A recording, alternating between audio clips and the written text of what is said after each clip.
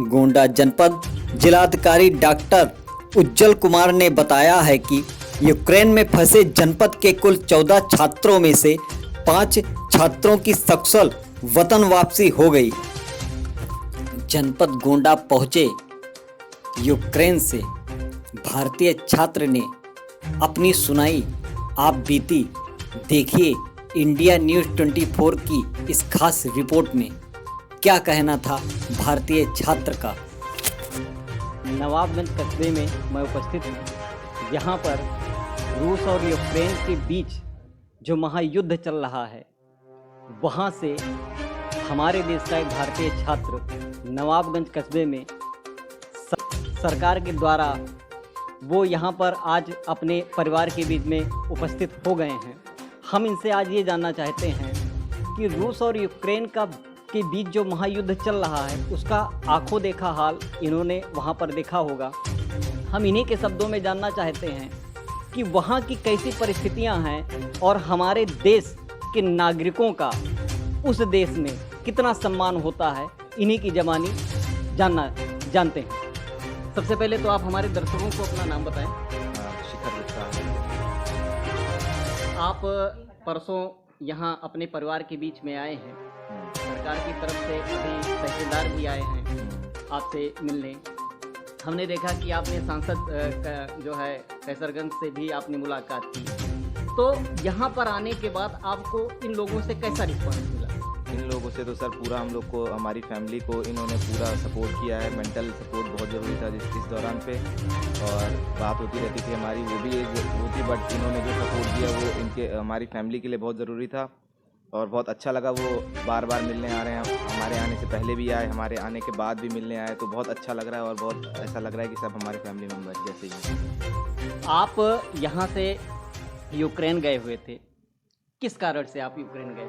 Sir हम तो medicine की पढ़ाई करने गए थे वहाँ पे, और हम 4th कोर्स में थे, 4th ईयर हो गया था हमारा, और पढ़ाई सब सही चल रहा था। बट अचानक से फिर ऐसी सिचुएशन आ गई, तो फिर लौट गया। यूक्रेन और रूस का युद्ध चल रहा है। हम या हमारे जो दर्शक हैं वो टीवी पर देखते हैं। आप वहाँ से जब लौट के आए, वहाँ के हालात कैसे थे? आपने अपनी आंखों से देखा है, ये ज़रा आप हमारे दर्शकों को बताएं। हम वहाँ से 6ठे दिन लौट के आए थे, बट उससे 5 दिन पहले तो नॉर्मल बॉम्ब्स गिर रहे थे जो फटते नहीं थे, वो बस नॉर्मल डैमेज कॉज करते थे और आवाज़ बहुत आती थी। तो हम लोग पहले दिन से, जिस दिन 24 तारीख को 5 बजे सुबह पहला बम गिरा था खारकीव में, उस दिन से 5 दिन तक नॉर्मल बॉम्बिंग सुनते आ रहे हैं। और उसके हिसाब से फिर डर बैठ गया था मन में, वो बम की आवाज़ से डरना, चौंकना, इधर उधर देखना कहाँ पे गिरा। बट जिस दिन हम आए उसके बाद से फिर तो स्थिति और ज़्यादा ख़राब हो गई। वहाँ फिर वो दगने वाले बम शुरू हो गए थे, वहाँ पे डैमेज जितना था उसका दुगना तिगुना होने लगा। और जितना हमारी यूनिवर्सिटी के सामने एक बम गिरा तो हमारी यूनिवर्सिटी को भी बहुत नुकसान हुआ है। बहुत सब खूबसूरत था, पहले हम लोग रहे 4 साल, कोई दिक्कत नहीं हुई। बट अब वहाँ की वीडियोज़ वगैरह जो देख के सहम जाते हैं हम लोग को कि यहाँ हम लोग जाया करते थे और यहाँ कुछ नहीं बचा। यहाँ पे सब बारूद की वजह से सब एकदम मिट्टी में मिल गया सब चीज़। तो फिर बहुत आप की एज काफ़ी छोटी है। एक जब ये बोलते हैं कि वहाँ पे युद्ध छिड़ चुका है, और ऐसा युद्ध कि जहाँ पे या तो विनाश होगा या तो वो देश यूक्रेन रूस की जो है सम्मान करके जो वो चाहता है संधि कर लेगा।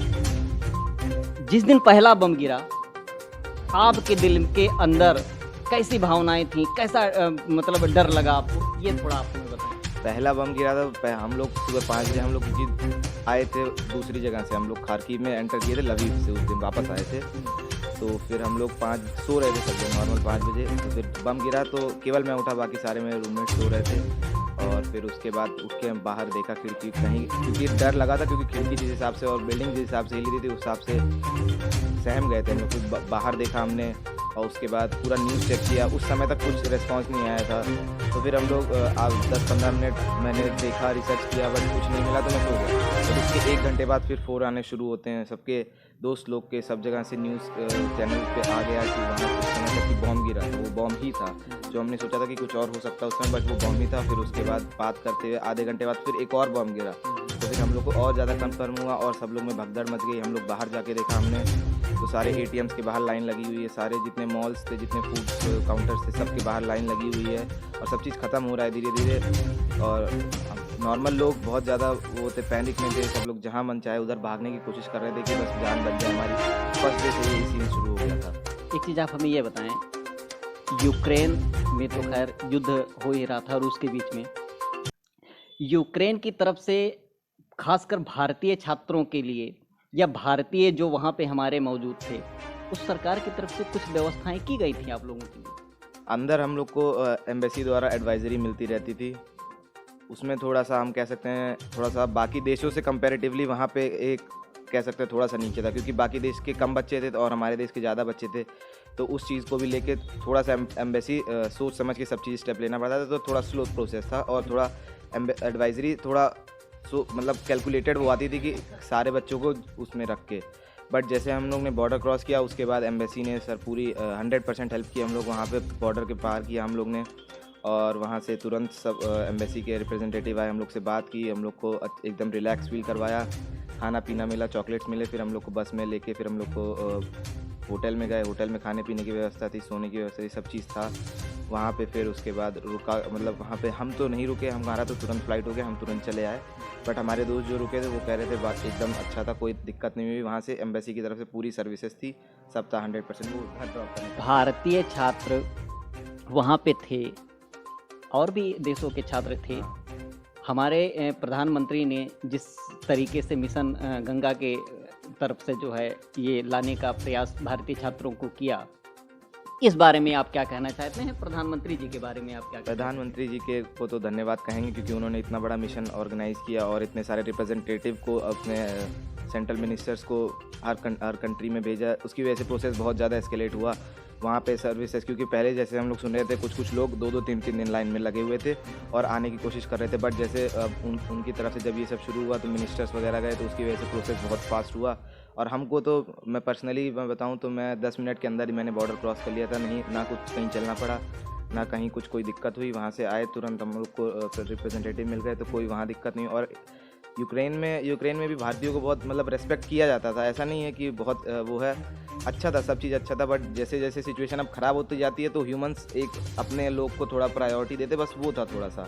बाकी तो इंडियंस को वहाँ कोई दिक्कत नहीं थी वहाँ अभी तक, तो बस वो था कुछ 1-2 एलिमेंट्स जैसे होते हैं जो जैसे अब उनके बच्चे थे, उनके बीवियाँ थी, तो वो चाहते थे वो लोग भी चढ़ जाएँ ट्रेन पे, तो इस वजह से उन्होंने हम लोग को थोड़ा धमकाने की कोशिश की। अब वो नॉर्मल है, कोई भी अगर वो उस सिचुएशन में होगा तो बोलेगा, तो हम लोग वो समझ के हम लोग ने कुछ नहीं बोला, चुपचाप खड़े रहे वहाँ पे ट्रेन में, और जिनको चढ़ने दिया हम लोग अपनी तरफ जितना कॉम्प्रोमाइज़ हो सकता था हम लोग ने किया, तो ठीक था सिचुएशन। मतलब उन्होंने भी इतना कुछ नहीं किया। और बॉर्डर के बाद तो सर एकदम धन्यवाद। आप देख रहे हैं कि हमारे बीच में आज रूस और यूक्रेन के बीच जो महायुद्ध चल रहा था, ऐसे भयानक युद्ध को अपने आँखों से इस बच्चे ने देखा है। सरकार की मिशन गंगा के अनुरूप जो एक योजना चली कि भारतीय छात्रों को हमें वहाँ से ऐसे त्रासदी जो वहाँ पे मची हुई है वहाँ से हमें सुरक्षित निकाल के लाना है, तो इसमें हमारे सरकार की भी बहुत ही बड़ी अहम भूमिका है। और क्योंकि ये परिवार के बीच में आके इनको भी खुशी महसूस हो रही, और लगातार तांता लगा हुआ है जनपद के अधिकारियों का, यहाँ के सांसद विधायकों का, वो आके यहाँ पे इस बच्चे से इनका हालचाल जानते हैं। मैं Amit Kumar Shrivastava, regional bureau chief, Devipatan Mandal Gonda. सबसे पहले आप अपना नाम बताएं। शैलेश कुमार गुप्ता। शैलेश जी, आपका बच्चा रूस और यूक्रेन के बीच युद्ध चल रहा था, वहाँ से सुरक्षित निकलकर आपके बीच में आ चुका है, क्या कहना चाहते हैं? बहुत अच्छा लग रहा है हमको। सरकार के बारे में क्या कहना चाहते हैं? सरकार की बहुत बड़ी उसमें वो है उपलब्धि है, और योगी और मोदी दोनों लोगों का भरपूर सहयोग मिला। आज भी आपके घर में अधिकारियों का तांता लगा हुआ है, आपके बच्चे का जो है हालचाल वो जानने के लिए आ रहे हैं, क्या कहना चाहते हैं जनपद के अधिकारियों का, और जो है जनपद के अधिकारियों वर्ग का जो सहयोग मिलना चाहिए वो कैसा आपको मिला? अच्छा मिला, और हम लोग, बच्चा आया भी नहीं था, उसके पहले भी आ रहे थे और उसके बाद भी सब लोगों का आना जाना लगा हुआ है। हाल पूरा जानने के लिए हम लोगों की क्या स्थिति थी उसके बारे में सारा वो लोग पूरी अच्छी तरीके से हम लोगों से बात करते थे।